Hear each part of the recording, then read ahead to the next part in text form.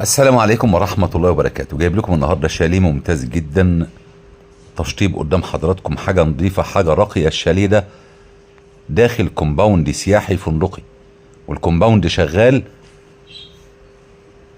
حمامات سباحة، أمن 24 ساعة، أمام مطار الغردقة الدولي وأمام الكوثر والإنتر وقريب للممشى السياحي.